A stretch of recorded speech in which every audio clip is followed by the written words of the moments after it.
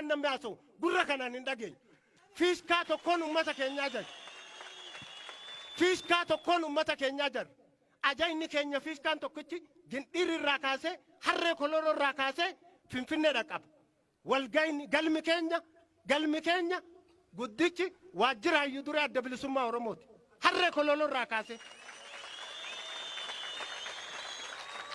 Fiiskaan keenya harree koloroo irraa xiixu gullalleetti iyyaa jechuudha. Abadan nutu callisee dhugaa qaba namuu nu keessa fiiga. Akka barbaade kophee miilaan nurra deema. Inni iyyansa isaanii ol dandeettii itti qabna. Isaanii ol muuxannoo qabna.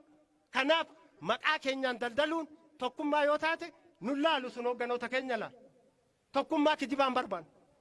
Dhiiga keenyaan na dhiiga mataa if dura qabanii jaalguutamaa waas if dura qabanii nu bar aduu guyyaa tokkichaa jaallan keenya namni 45 qilee tokkotti nurraa dhumee bar.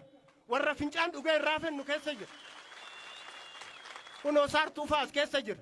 Saartuu fagaa jaalguutamaa nawas nu biraa laga xaballatti nyaatame. An nama keessa jiru. Nama jaalguutamaa was harkaan qabee baase. Kararraa isinitti dhufaan jiru. Sikkoo mandorraa dhale. Oromoo immoo gosaaf qabsoon goon. Eenyu kan nu dorsisuu barbaada.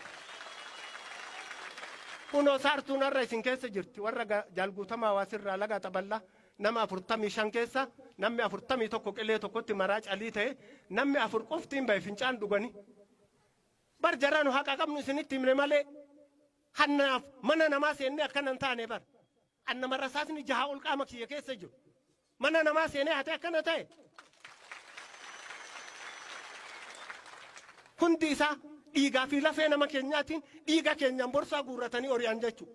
Osoo garuu callisaa jira.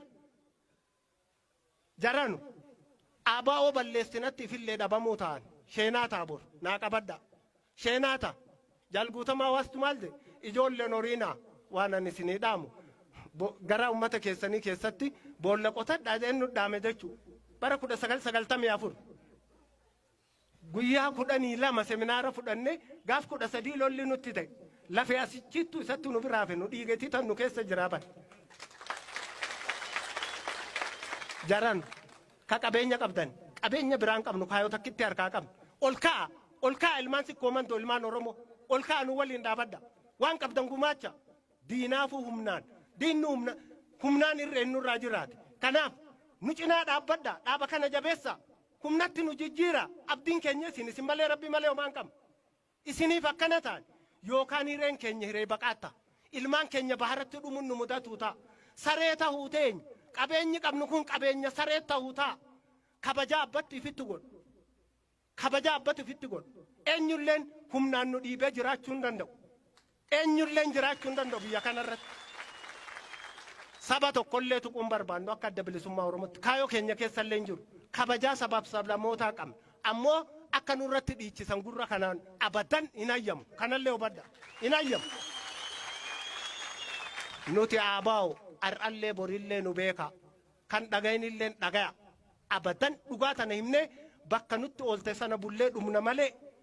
Ummata keenyan gurguru biyya teenyan gurguru haqarraan damu achuma dhaabanneet wareegama kalee kafalle kamuu kafallaa jechuudha ka siyaasaa kafal.